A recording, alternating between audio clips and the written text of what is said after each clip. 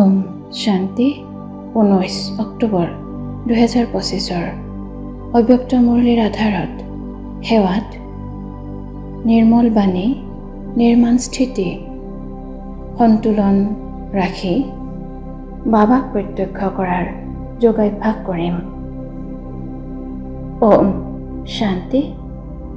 মই ভাগ্যৱান আত্মা হওঁ।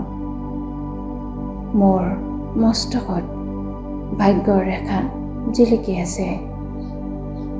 মোৰ দুচকুত আত্মিকতা আছে।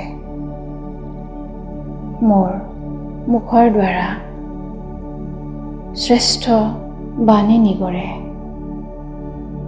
মোৰ ওঠত আত্মিক হাঁহি আছে। হাতত পৰমাত্মা সৰ্বসম্পত্তিৰ ৰেখা আছে। মোৰ প্ৰতিটো খোজতেই পদমৰ ভাগ্য আছে। অন্তৰ বাবাৰ মৰমত লীন হৈ আছে। মোৰ ভাগ্য স্বয়ং বাবাই মোৰ শ্ৰেষ্ঠ কৰ্মৰ কলমৰ দ্বাৰা আঁকিছে। মই ভাগ্যৱান আত্মা হওঁ। মই সম্পূৰ্ণ পবিত্ৰ আত্মা হওঁ। সংকল্প, বাণী, কৰ্ম আৰু সম্বন্ধ সম্পৰ্কত সম্পূৰ্ণ পবিত্ৰ হওঁ। পবিত্ৰতাৰ কাৰণেই মোৰ জড়চিত্ৰটো ভক্তসকলে পবিত্ৰতাৰ আবাহন কৰে। পবিত্ৰতা অৰ্থাৎ স্বৰাজ্য। ইয়াৰ দ্বাৰাই অক্ষয় সুখ, অক্ষয় শান্তি, অক্ষয় সম্পত্তিৰ বিশ্ব স্থাপনা হৈ আছে। মই পৰিৱৰ্তক আত্মা হওঁ। পৰৰ বশীভূত নহওঁ।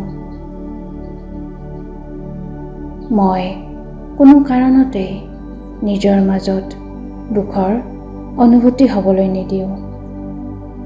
কোনো মান, নাম, সম্ভ্ৰমৰ আধাৰত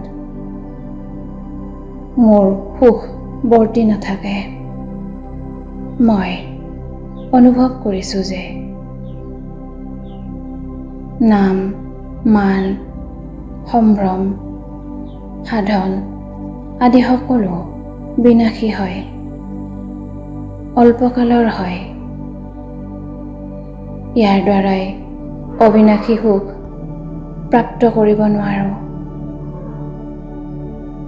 এতিয়া মই বাবাৰ সংগী হৈ, বিশ্ব কল্যাণকাৰী হৈ, নতুন সুখৰ শান্তিময় সংসাৰ বনাই আছো।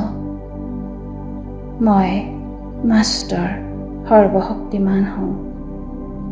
সৰ্বশক্তি সময়ত কাৰ্যত ৰূপায়িত হৈ আছে।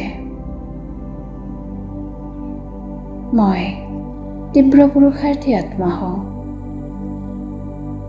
বহুকালৰ অভ্যাসী হওঁ। মই মাষ্টাৰ দাতা হওঁ। কোনোবাই কৰক বা নকৰক, কিন্তু মই বাপ দাদাৰ সমান পুৰুষাৰ্থ কৰোঁ। মাষ্টাৰ দাতা হওঁ। অন্যৰ দুৰ্বল স্বভাৱ সংস্কাৰে মোক প্ৰভাৱিত কৰিব নোৱাৰে। মই সদায় কাৰ্য কৰিও নিৰ্মাণ আৰু নিৰহংকাৰী হৈ থাকোঁ। উৎসাহ উদ্দীপনাৰ দ্বাৰা সেৱা কৰিও নিৰ্মাণ ষ্টেজৰ ভাৰসাম্যতা ৰাখোঁ। নিৰ্মাণ হোৱাৰ বাবে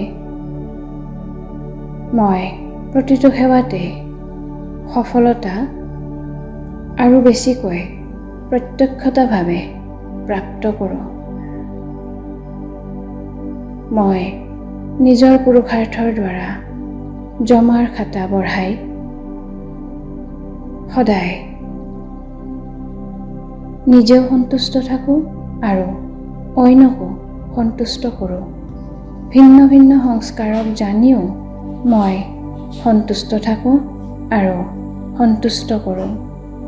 সেৱাত মই সদায় নিস্বাৰ্থ হওঁ।